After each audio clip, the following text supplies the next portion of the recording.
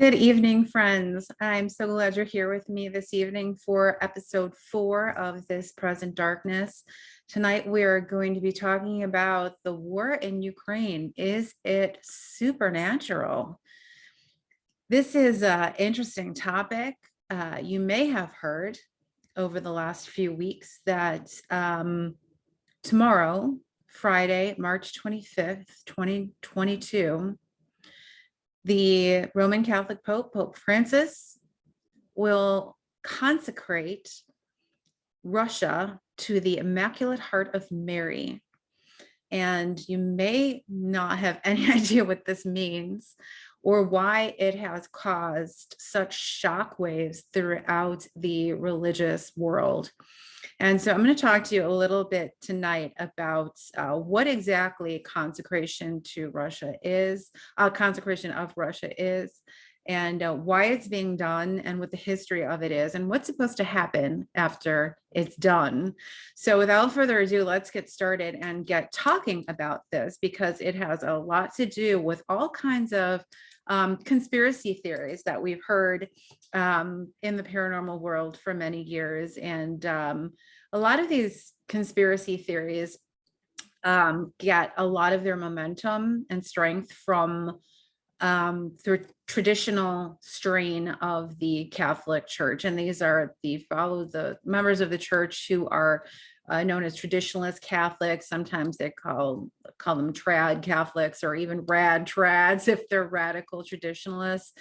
But Marian apparitions, which have everything to do with what's happening tomorrow at the Vatican, are a big part of the traditionalist church. And so someone like me who was raised, I wasn't really raised traditionalist because our family did not attend a traditional church when I was little. We attended what we call a Novus Ordo church. This was a church which had had incorporated the changes that were done at the Vatican II Council in the 1960s. So these were Vatican II created a lot of reforms in the church and made the church, more modern, they say. And traditional Catholics today, to a large extent, are rebelling against Vatican II, and they want Vatican II to be thrown out. They don't feel it was valid, and there's a whole strain of Catholics who don't believe that we've had a valid pope since Vatican II, and they don't believe that any of the popes since Vatican II have been valid popes, including this one. To add to that, there are many Catholics who don't believe that Pope Francis is a valid pope because Pope Benedict, his predecessor, didn't die, and the popes are supposed to remain in office until their natural death. So it's interesting because tomorrow, when the consecration of Russia happens, Pope Benedict is going to do it with Pope Francis, and many traditionalists think this is to cover it and make it valid in case Pope Francis, in fact, is not seen by God as the legitimate pope at this time. So it's all very shady and controversial, as you can already see. At any rate, the reason that the consecration of Russia is happening tomorrow, this is the consecration of Russia to the Immaculate Heart of Mary. It all goes back to the alleged apparitions of the Blessed Virgin Mary at a little village in Portugal called Fatima in 1917. During that year, there were 6 occasions on which the Blessed Virgin Mary was reported to have appeared to 3 little shepherd children. And kind of like the ringleader of them was a girl named Lucia, who eventually became a nun. And so it was Lucia who was in charge of what we call the 3 secrets of Fatima. These were 3 prophecies that were given to Lucia during the series of apparitions in 1917. And they all concern not only the church and the members of the church and the leaders of the church, but they all very specifically concern Russia and the what is going to happen to the world at the hands of Russia if the if humanity doesn't change its ways, essentially. So let's go back and just, I'm going to show you these three little visionaries. These are the visionaries, the shepherd children at Fatima, Portugal, who began having these apparitions of the Blessed Virgin Mary in the spring of 1917. And these apparitions eventually drew hundreds of thousands of people to this little village. And one of the climaxes of the whole series of apparitions was this alleged miracle that happened in front of hundreds of thousands of people, which is known as the miracle of the sun, when the sun seemed to spin around in the sky and then plunge towards the earth. And this was a sign that was allegedly given to prove that these apparitions were real and that people should heed what the Blessed Virgin Mary had said. Now, I should just preface all this, first of all, with saying that Marian apparitions are not, it's not essential that you believe that they happened in order to be a member of the Catholic Church. They're considered what we call private revelations, and you're not required to accept these private revelations in order to be a member of the church. So you don't have to believe that any of this happened. But most, or I should say, most of leaders of the church, priests and bishops, have thought that it was a good idea that you believe it and that you do the things that the Blessed Virgin Mary asked people to do during these prophecies and during these apparitions. There are good things. There are things that are good for humanity and good for the church. And so there's really no reason not to do them. Better safe than sorry is kind of the general thought there. Like I said, I wasn't raised in a traditionalist church. We went to a Novus Ordo Catholic church that had all the tenets of Vatican II in place. But I was raised by traditional parents who had grown up, during the 1940s and 1950s. And my godmother was very conservative Catholic. So she prayed the rosary every day. She went to mass every day. And of course, being my godmother, she passed these beliefs on to me. And she also taught me a lot about Marian apparitions. In fact, she took me to the site of some alleged Marian apparitions when I was a little girl up in Necedah, Wisconsin, where a woman was had claimed to be having visions of the Blessed Virgin Mary. And those apparitions were later rejected by the church. So they were not authorized by the church. So the church accepts and validates some of these apparitions and rejects some of them. And a lot of them are just kind of left up to what people want to think. So probably the majority of Marian apparitions are in that final category where the church doesn't really have anything to say about them. And so you're free to, be inspired by them, accept them, whatever. But there's some big guys, some big guns that the church has totally approved, and people really have a devotion, as we say, to these apparitions. These are places like Lourdes in France, where the Blessed Virgin Mary appeared to a little girl named Bernadette. And as you may know, the waters under the spot where the Virgin appeared are known to have healing qualities, and millions of people go to Lourdes, France every year hoping to be healed. And many countless numbers of people have been healed by the waters of Lourdes or just by visits to Lourdes. So Lourdes, France is a big one. And there are different ones over the world. I was very intrigued by the apparitions at a place called Garabandal in Spain that happened in the 1960s to three little girls in Garabandal, because my aunt was really into these apparitions. So I really credit these apparitions for a lot of my deep faith in the church, because frankly, they scare the crap out of me. The stories of them and the messages of the apparitions, they really scared me, and they made me a very devout Catholic from a young age. So I think that's a good thing. But more than being scared of these apparitions, we should be motivated by them, I guess you would say. And that's the whole point of them, to motivate us to do certain things that apparently we haven't been doing too well throughout modern history. So like I said, here's a photograph of the hundreds of thousands of people gathered during the so-called miracle of the sun at Fatima, Portugal, when these hundreds of thousands of people claim that they saw the sun spin around in the sky and then plunge towards the earth. And this did happen. I mean, this is something recorded that did happen.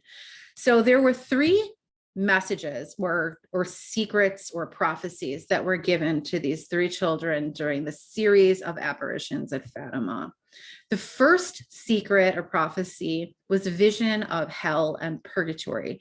And this is basically an affirmation by the Blessed Virgin Mary that, in fact, people do go to hell.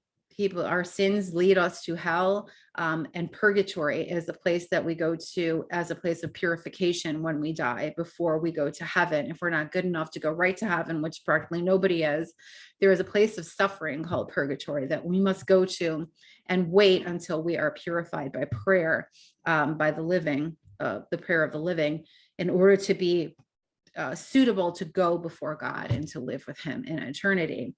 But these visions of hell and purgatory were shown to these children. The children were absolutely horrified. They saw, the lake of fire and the terrible heat and the burning and the demons, these horrible demons in hell. So the Blessed Mother showed these terrible things to the children, and said, these things are real. They do exist. These places are real. And this is where people are going who do not follow the will of God. The second secret or prophecy of Fatima concerned the end of World War I and the prophecy of a worse war that was to come. So of course, this the apparitions began during World War I, and the Blessed Virgin said that this war would end, but there would be a much more terrible war that would come if people did not change their ways. So that was the second secret or prophecy.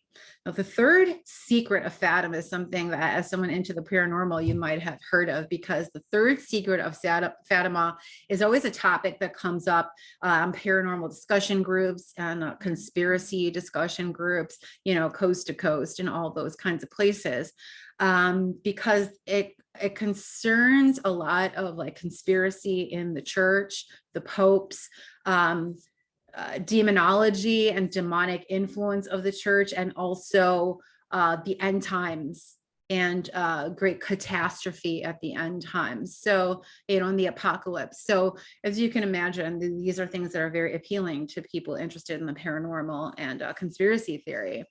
So the third secret of Fatima, there's a lot of controversy surrounding it, because the third secret of Fatima, all of these secrets were given to Sister Lucia, and she was supposed to give them to her bishop, and they were made public. They were to be made public at a certain time. The third secret of Fatima was supposed to be read to the whole world by the Pope in the 1960s. And it was never done. And many people believe that eventually, at one point, Pope Benedict, the Pope Emeritus, as they call him, he, basically he read the secret of the third secret of Fatima, and that was supposed to be it. But many people in the know, Vatican insiders and other people, claim that Pope Benedict never read the entire third secret of Fatima, and that there are things about the secret that have not been made public because of what the secret what they contain. And it would just be too devastating for the world in a lot of different ways for the secret to be fully revealed. Now, what was in supposedly the third secret? Well, the third secret that's been told to us, it's a vision. It's kind of like a mystical vision that isn't very specific, and it has a lot of interpretations. But in the vision, there is a bishop in white, and this is normally believed to be the Pope. We don't know what Pope, but a vision of the bishop in white, who is he looks like he's on a journey, and there are many murders being made in the church. There's all sorts of martyrdom going on all over the world, of Christians being murdered for the faith. And in the vision, and the secret or the prophecy, the Holy Father, the Pope, ends up being killed. And that's supposedly, many people believe that this was a prophecy of the assassination attempt on Saint Pope John Paul II in the who was Pope throughout the 80s and 90s. And of course, he did not die in that assassination attempt. But interestingly, the assassin ended up being converted. Pope John Paul II famously met with him and forgave him after that attempt. And there's all sorts of like things that line up with Fatima, with that assassination attempt. In fact, I think maybe the assassination was done on the anniversary of the first apparition of Fatima, or the last apparition of Fatima. I'm not sure about that. I'll check on that. But so what's in the third secret? Well, we've heard a lot about the third secret, the secret's third secret, from people in the know, that were working at the Vatican and who has claimed to have seen the secret, which was in the form of a letter that Saint Lucia wrote to her bishop. And supposedly this part of the secret that we haven't heard has to do with things like the demonic infiltration of the church. You may have heard, if you're into conspiracy theory at all, you may have heard, for example, interviews with the late Jesuit exorcist Malachi Martin, who talked about, he actually wrote a book called Windswept House, which talked about Black masses going on in Catholic churches and in the Vatican itself, even including like the former and now late Cardinal Bernardine of Chicago, who was apparently involved in Black masses and satanic worship. And supposedly this demonic infiltration of the church through the bishops and high-ranking authorities in the church has been going on for many decades. And this is supposedly part of the third secret. The clerical abuse in the church is supposedly connected. A lot of people connect it to the demonic influence of infiltration of the church and the satanic priests and bishops that have been allegedly part of the church for many years, and that it's directly connected to the clerical abuse of the church, the big scandal that's been going on for some years now. So that supposedly is part of the secret. The big one, and they, some say that it specifically says that bishop will be turned against bishop, priest against priest, family member against family member. And we've seen all of that happen in the last few years with all of this upheaval in the church, the clerical abuse scandals, the supposed demonic influence in the church. A lot of people claiming that Pope Francis is not the legitimate Pope, and that a lot of what he says is heresy and scandal that he's bringing to the church. So we're seeing all this stuff go on. And supposedly this was all, or is still, part of the third secret of Fatima that's never been revealed to us as it was supposed to have been. The big one, the big secret of the secret that we supposedly have not heard about is the end times, the end of the world, the great punishment that is going to come to the world as a result of us not changing our ways, based on all of the warnings and the secrets and the prophecies that were given to us during these apparitions at Fatima and elsewhere throughout the 20th century. So what is supposed to happen if we don't abide by what we're supposed to do? Well, the church will be destroyed. Many members of the church will be murdered all over the world.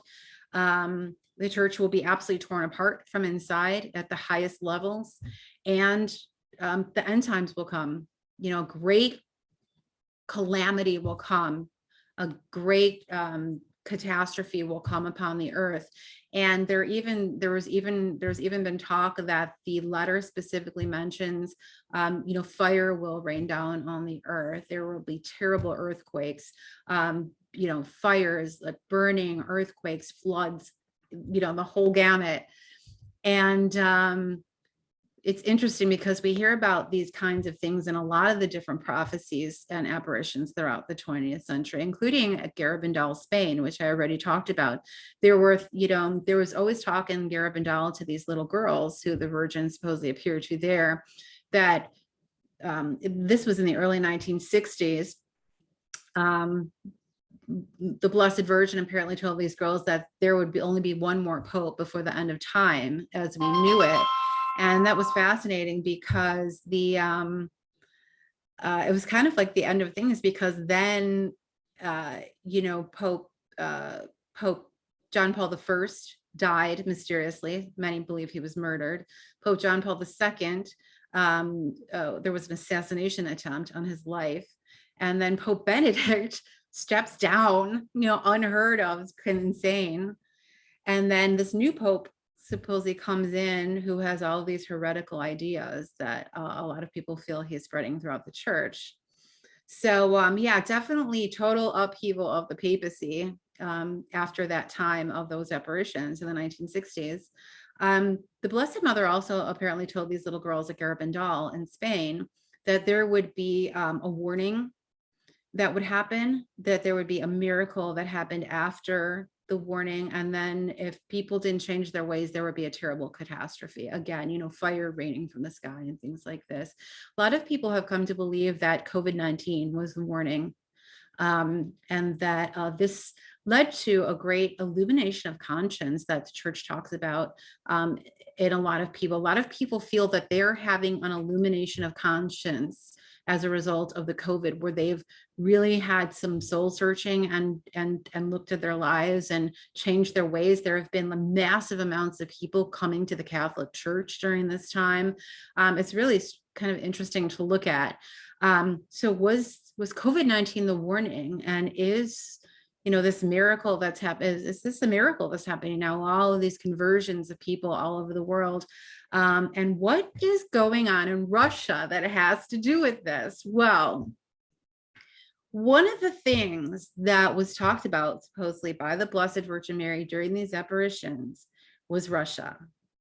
And during the time when the apparitions began, people always argue, well, Russia was a very Catholic country, but the revolution in Russia had already begun. And Mary predicted that the ideas of this revolution would be spread not only throughout Europe, but throughout the world. And, obviously we have seen that happen with the ideas of communism and socialism, Marxism spreading to all countries and really changing everything about the world on every kind of social and intellectual level. So it's fascinating to look at.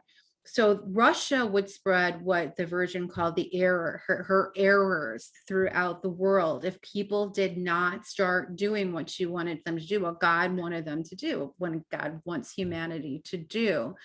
And that the spread of the errors of Russia was going to culminate in the end times.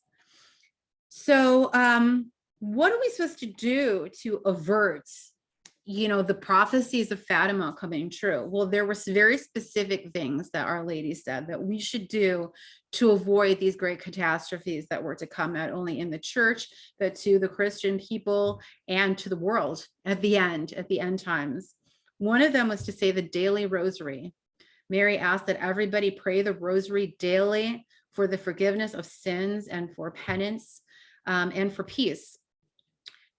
Penance was also something that the Blessed Mother asked everyone to do. Much penance. What is penance? Penance is denying yourself something that you want or doing something that you don't want to do.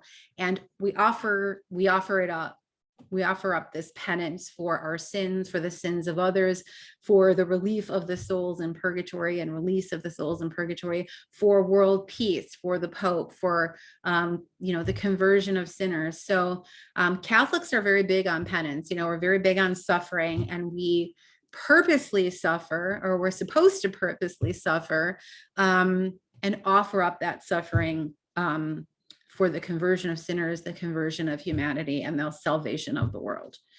As you may know, during the last few decades, people have gotten less and less into suffering in the Catholic Church and in general, and most people don't understand the idea of suffering really at all, or as part of life. That is not a goal in life, to suffer, but for Catholics, that should be a goal in life, to suffer and unite our suffering with Jesus and offer up our suffering for all of these good causes. So penance, very important.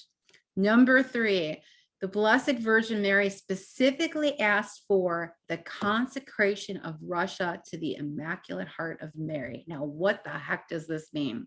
Well, a consecration is when you dedicate something or someone to essentially to God, right? I mean, it's really the only thing that you can consecrate to. When we say that we're going to consecrate Russia, it means that the Pope is going to dedicate Russia to God, essentially. So after all these generations of, communist and Marxist and socialist ideals and all of these, what the Blessed Mother called errors of these beliefs and intellectual ideas throughout the world, the Holy Father is going to dedicate Russia to God's will, God's mission, God's way of life. And in order to do that, he's going to put Russia under kind of the guidance, the motherly love, the production, and the prayer of Mary. We call her the Immaculate Heart. That's one of the names that we have for Mary, because we believe that she was without sin. Okay, so we are basically going to see tomorrow Pope Francis and Pope Benedict, whichever one is the Pope. They're going to do it together. And they are going to dedicate Russia to God by placing Russia in the care of Mary and under the guidance of Mary. Of course, Mary, without sin, was totally dedicated to the will of God. She totally said, God, whatever you want me to do, I'll do. And so that's basically, that's how we want to be. We emulate Mary. We want to be like her. We want to, that's who our model is as humans. So, that's kind of what's happening tomorrow. So the Pope is going to try to put Russia on the track to following the will of God rather than these intellectual ideas of communism, Marxism, socialism, and so forth. So the big question everyone's asking is, wasn't this already done? Many people point to something that happened in, I believe it's 1984, when the then Pope John Paul II consecrated the whole world to the Immaculate Heart of Mary. And you can see in this photo, this is St. John Paul II, now deceased, of course, meeting with, this is Sister Lucia. This is the little shepherd girl that was given the secrets of Fatima, and she passed away now too. But this is a meeting that they had before before their deaths. And they were apparently very tight. But people say, well, okay, so John Paul II consecrates the whole world to the Immaculate Heart of Mary, and then the Soviet Union falls, right?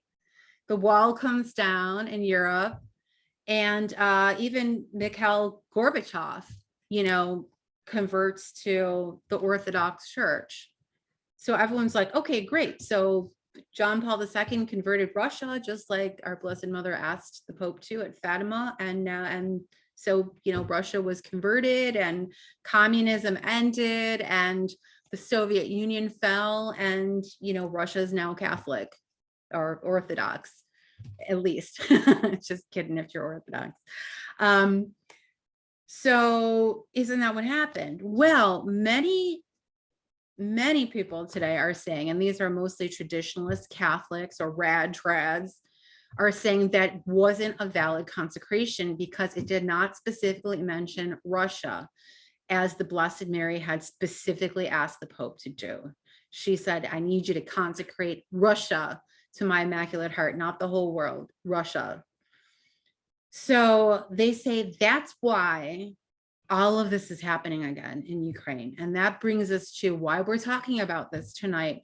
Many people have come to believe and claim that the war in Russia is the result of the failure of the Pope of the Church to consecrate Russia to the Immaculate Heart of Mary. After all of these years, since 1917, over 100 years have gone by, and they say that Russia still has not been consecrated to the Immaculate Heart of Mary.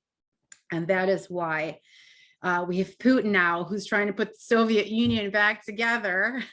and that no one seems to be trying to stop them except the Ukrainians. And so the free world is standing by while this is happening. And if the prophecy comes true, it's going to spread all through Europe, and it's going to spread to us. And eventually Russia's going to be in charge of the entire world, which was the plan to begin with, of course, right? The Soviet Union. So what is supposed to happen after tomorrow? If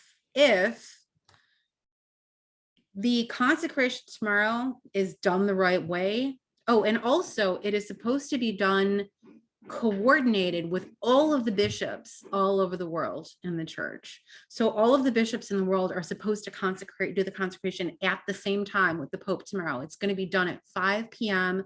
Vatican City time, 11 a.m. Chicago time if you're in Chicago. Members of the church are supposed to, if they're having a consecration service at their church, go to the church, participate in it.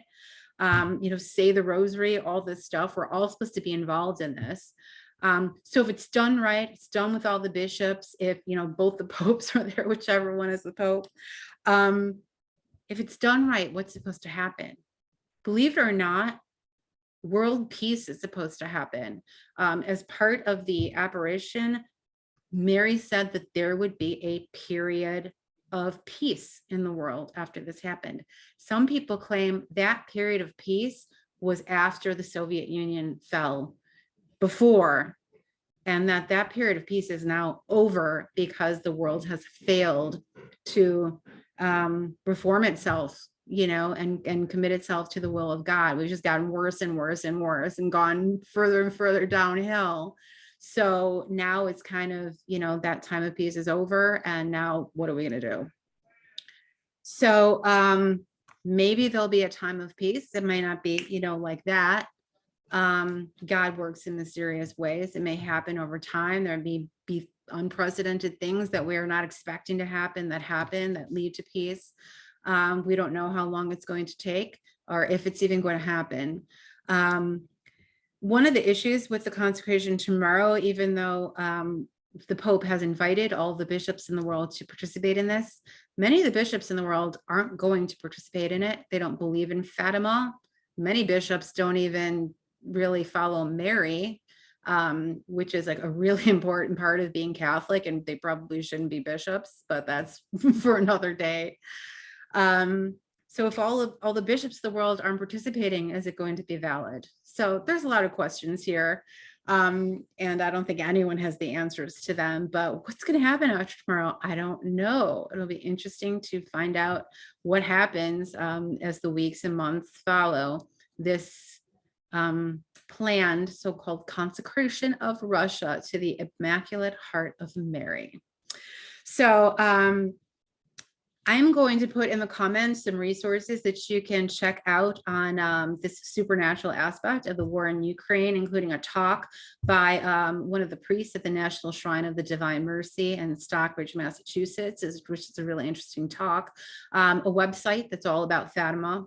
And, its goal is to bring more people to an awareness of the messages of Fatima.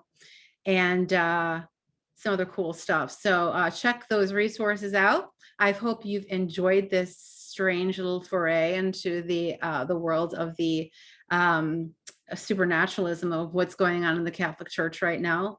And any questions you have about this, please feel free to contact me. Any concerns you have about it, comments about it, I'd love to hear. You've got my email address in the description. And like I said, I'd love to start doing a mailbag segment and talking about your questions and comments. So please get in touch with me if you'd like. So that's it for me tonight. I hope you guys have a great night. Remember, 11 o'clock tomorrow morning, Chicago time. You can turn in certainly on YouTube and other streaming services to be part of this, or at least to maybe even just be a bystander and check it out. This conversion of Russia to the Immaculate Heart of Mary, it's going to be like a huge deal. This is like one of the biggest things that's happened in the church like in a century. So check it out. And I will see you back here next Thursday for more of This Present Darkness for our next episode. And until then, you guys have a great night, afternoon, morning, whenever you're watching this, and I will see you next time.